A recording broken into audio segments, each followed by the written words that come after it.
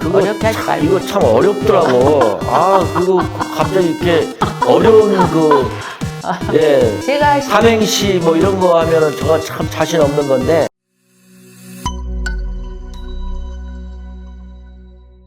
이사장님 안녕하세요. 네.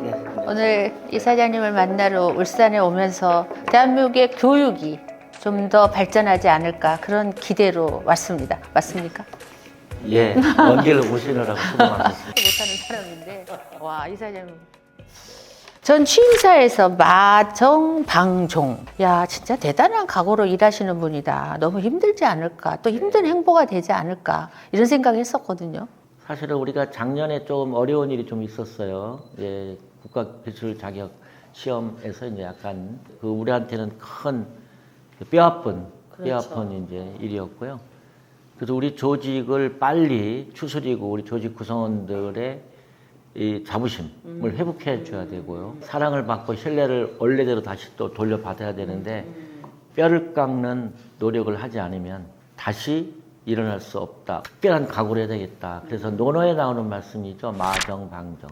머리 정수리에서 발끝까지 닳아 없어지도록 뛰겠다. 예, 열심히 달려왔던 것 같고 생각보다는 잘 되고 있어서 감사하죠. 마정방정 하기 잘했다는 거죠. 국제기능올림픽 이제 한국위원회 위원장님으로 그 성과도 굉장히 좋더라고요.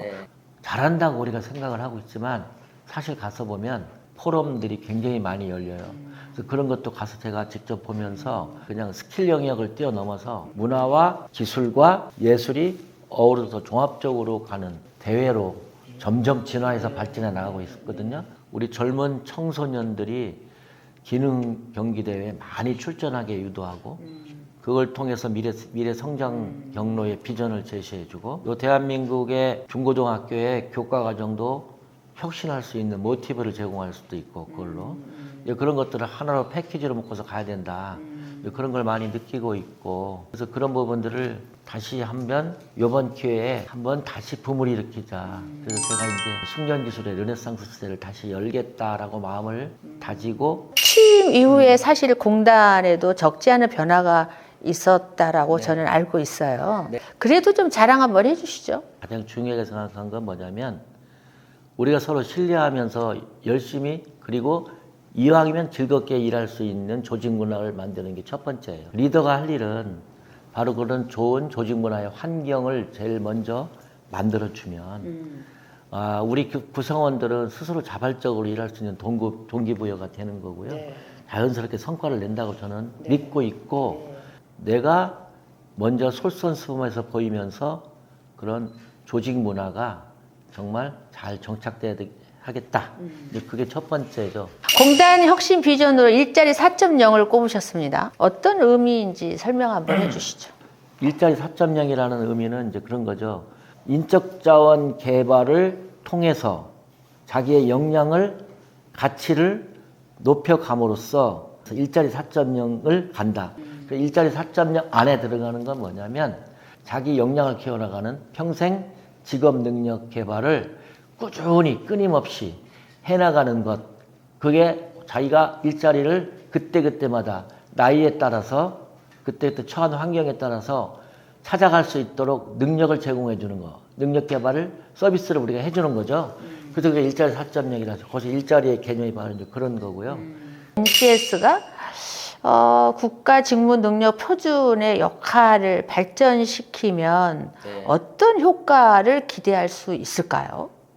NCS가 이제 약자가 이제 내셔널 컴피턴시 스탠다드라고 하죠. 국가가 그 국민 한 사람 한 사람이 가지고 있는 일을 할 수 있는 역량을 표준화시키겠다.